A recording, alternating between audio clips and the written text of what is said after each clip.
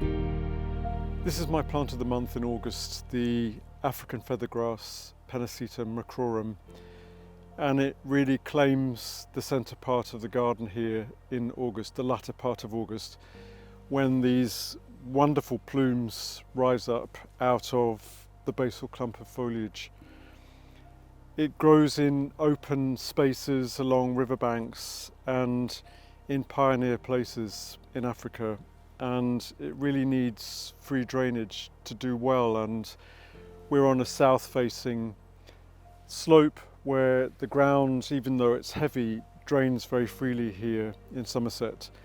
So it's perfect conditions for it, and so perfect that in this garden it runs. So you do have to be careful, and we take the stolons that go away from the main clump out at the beginning of spring.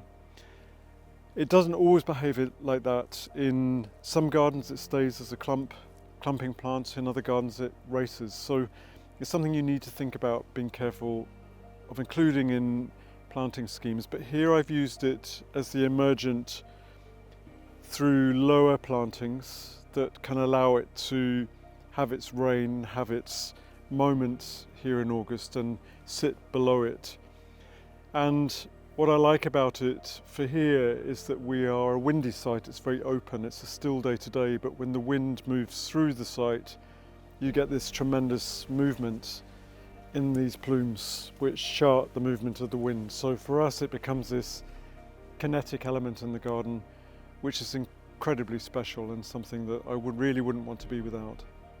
The garden here is planted very much with companionship in mind, so I'm always thinking about what plants work in a way that allows them to not compete with each other. And the Pennisetum can be competitive if it starts running, but what it really doesn't like is to be overshadowed and for its basal clump of leaves to be given too much shade early on in the season. So it needs plenty of light and things that are happy to live around it and lower. But before the Pennisetum comes into its moment in August, I've got other things which perform earlier, like the tall Hemerocallis altissima, and then low euphorbias. This is Euphorbia serraticarpa moving through, and then a smattering of the beautiful Scabious ochroluca, which moves through and has a different scale and just picks up this creaminess which runs through. So I've got things which sit underneath it, amongst it, but never overshadowing it. Eryngium paniculatum is my plant of the month for September, and this is something that I grew when we had the garden in London years ago and had to remove because I didn't have the space for it. It's very spiny, it's got these evil barbs on it which you have to be careful not to get too close to. But here at Hillside we've got the room to really let it grow and thrive. The evergreen Eryngiums, which come from South America, tend to be moisture loving, which is a surprise because they look like they could grow in dry conditions. And we've got quite damp ground here, heavy ground, and the water that comes down through the slope is not a problem with this Eryngium. I grew this from seed. This is its third year, and 2 years from seed to start flowering. This is its second year of flower.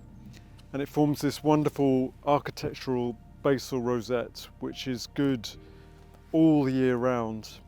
And then at the beginning of the summer, the spires rise out of these basal rosettes and continue to ascend through summer until right now they're starting to flower and absolutely covered with bees and tiny little wasps and insects which seem to be coming specifically for this.